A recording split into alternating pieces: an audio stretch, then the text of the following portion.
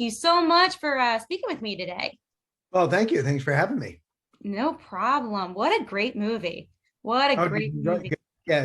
Yeah, it's a wonderful movie. It's a wonderful I movie. In these times, just kind of get out of everything that's going on and just have a good old rom-com. Exactly. We needed this. This was something that was much needed. And I was telling your co-star Yasha earlier this morning when I talked to her how much I love this movie compared to the book. You know, this was one of the few times where I thought the movie was actually much better than the book, and it had everything to do with you guys. You guys really elevated these characters.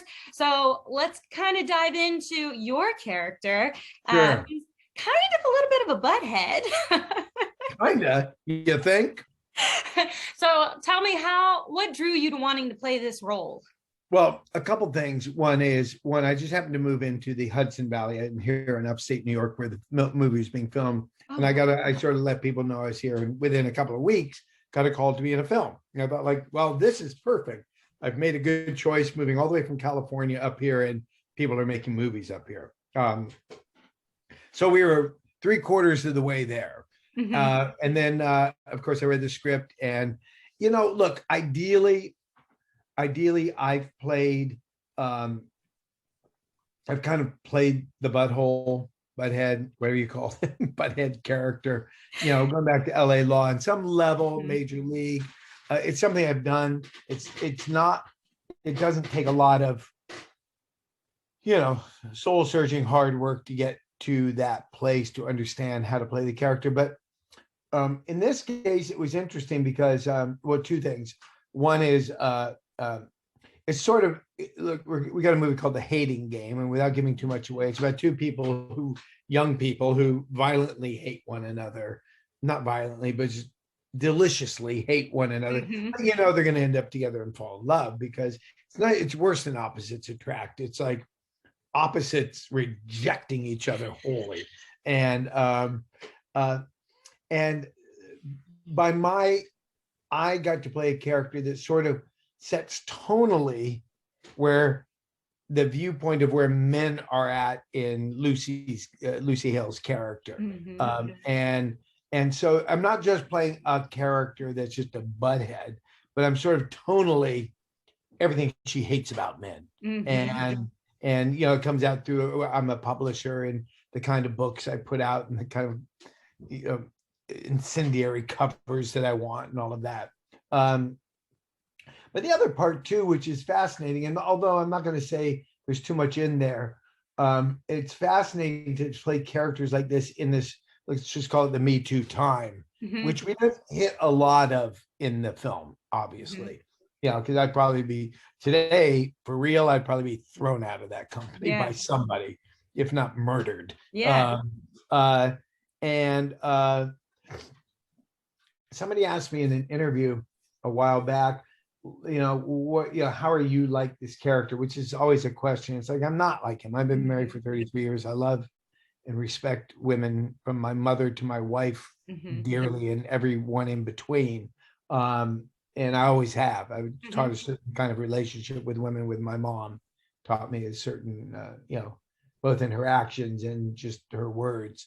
But I'm fascinated by this period that we're going through where you, the guy that used to be like Arnie Becker in LA Law, you just can't be that anymore. You can't quite be Mhm. that. So somebody said, how are you like the characters? I'm not, other than, I added a bit of I think a frustration and anger, and you used to be able to play this role like, hey, baby, blah, blah, blah, blah, blah, blah. Yeah. And like, me? What are you talking about? Me? I'm wrong. I'm wrong. If you watch in some of the scenes, he gets kind of angry and frustrated, Yeah. and, you know, and, and I think that's a result of him knowing that he's part of a changing time. Mhm. I like to add that if I have to play this character now, I can't rightfully play a character like this without knowing you're one step away from being canceled, Mhm. pal. You know, Mhm. so and that can be really it's like a drug addict going. Coke is right there. I just want, and you can't, if you do that, you're going to blow your family, you're going to blow your job, you're going to blow everything. Don't do it. Anybody looking, so you add that thing to where it used to be like, hey, I'm a CEO, hey, I'm still a CEO. I don't even use a Coke reference, but well, pot's legal, so you can't use that. But yeah, it's kind of like a drug addict that knows he can't do this stuff, or he's going to relapse, or he's just going to be canceled. Yeah. And so there's a frustration I like to add to these characters now. Yeah, but I think what you just noted was he's done it for so long, and just kind of like a drug addict, he feels untouchable. He hasn't been caught yet. Right, he's going to keep doing it until he's pushed to that limit. Right. And you really do show that in the movie, that, he's gotten away with it. You can see just like on the look on your face in some of the scenes, like he's enjoying every moment of this. Right. And he's enjoying the bickering because he's on top. And Right. My next question for you is, why do you think Joshua stuck with him for so long? He followed him in the merge, and, he kept to until I'm not going to spoil the ending, but why do you think he stuck with him so long? Because I'm a good ride to the top, man. People aren't full, people, I don't care if you're right or left or up or down or whatever you are. People will hitch a ride to the top until they can't take it anymore. Mm-hmm. We got to find our way, up the ladder, and you tolerate you'll tolerate, we're resilient people if we maintain who we are and our integrity and know what that is. Again, that's what makes a movie interesting. Here you've got me fighting that dance, and you got somebody fighting, staying with him, and it's pissing her off because she detests what I am, but I'm the ride to the top. Mm-hmm. So everybody's in this state of kind of like, playing the game, if you will, which is really what the film's about. It's the game playing to get to the point of perfection. Yeah. So I think people, well, let's use the perfect one. I mean, how are people staying by Donald Trump?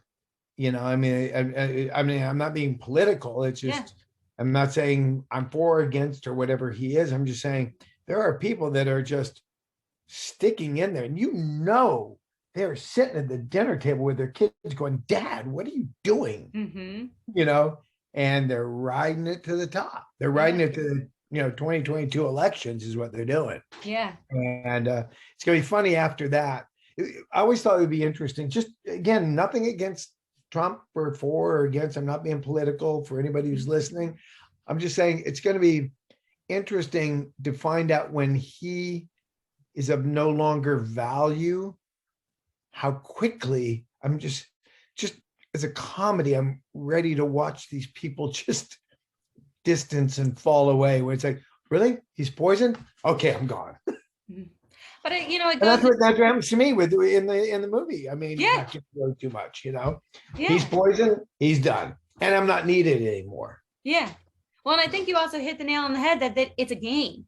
And even though the title is The Hating Game, and it's, really focused on the relationship between Lucy and Joshua, it's also focused on the relationships each character has with their colleagues. It's more than just a hating game between the two of them. It's a hating game between them and all of the rest of the characters. Right.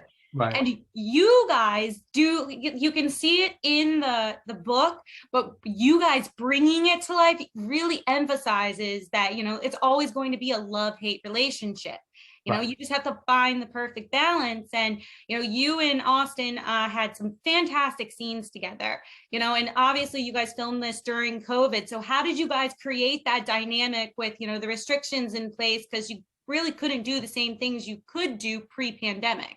Well, first of all, we, again, no secrets revealed here, but like to make any film these days or TV show, it's a massive organizational thing with COVID testing every day, every other day, constantly. You kind of, when you're in a film and you're in a sort of a bubble, you're responsible to it. So you don't go off and go to too many motorcycle rallies, You kind of like try to hang a little bit low and not, break the bubble too much on the weekends and whatever. For me personally, you get vaccinated, triple vaccinated. I'm all in. Don't mind sharing that. But then Austin and I had a moment where we talked about fathers, and totally, really nothing to do with the film other than, am I somewhat of a father figure to him? I don't know, not really. But and he opened up about some things, and we shared some moments. And the minute it's interesting that you asked that, because I was thinking that one of the things that's so left out these days when you do a project is you just don't. I need a moment to just connect on a personal level with the other actor, because there's a there's when you have that little bit of that human connection, the two actors together, there's a little bit, I don't want to say trust, like, oh, you allow me to be emotional, but there's a thing of like, you're almost like friends going like, check this out. Yeah. Watch what I do here. I'm going to screw you right here, man. I'm going to come and get you. And no, you can't touch me, man. I'm getting, Yeah. if you know each other, you can push buttons within there. It's almost like afterward. It's like, I just watched the documentary on the Beatles. It's like, man, they really pushed each other's buttons to excellence, but they knew each other, so they could do it, and I got to know Austin. I don't know him well at all, but we had some very real stuff in the matter of very short few days that allowed us to have a basis for our relationship that I think made some of that happen. Well, for my final question for you today, what are you hoping fans get from the movie? That we're going through a strange time right now. I don't want to make it too big. First, have some laughs and escape from everything that's going on, which it seems by the day, just when you think it's okay, it's, Omicron or whatever the hell is going on. I can't even pronounce it. I don't want to. I'm glad I can't pronounce it. Or Russia's on the border of Ukraine, whatever it is, it's every day. It's like, okay, what's the big one today? That I want people to escape and have fun. But there's something in here. You brought up something interesting, and I haven't really thought a lot about it. You could look at life as a hating game. The BS you tolerate, and the things you don't like, and how many times you're around people you're only there because you have to because they're family, or you have to because they're your wife's friend or your husband's friend, or their work. I have to be at work with them, so I'm going to be okay with them. And we are very, very individual creatures that are all really one. I don't mean to go all John and Yoko on it, but we are kind of like we're all in the same friggin' boat together. It blows me away that we like to just get so different and think we're so different. We are, but life is a little bit of a hating game. But within that, if that alone, you can recognize that is something that's similar between both of you, which happens in our film. If two people who think they hate, what's that commonality of hating each other so much it brings them together? Yep. And I'm not giving it away.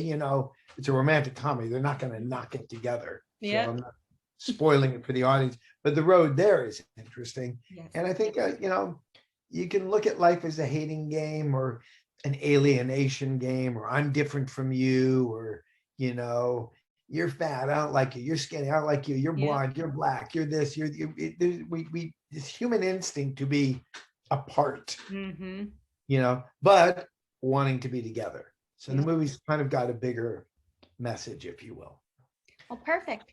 Thank you so much for speaking with me. I enjoyed it. It was very good. Right.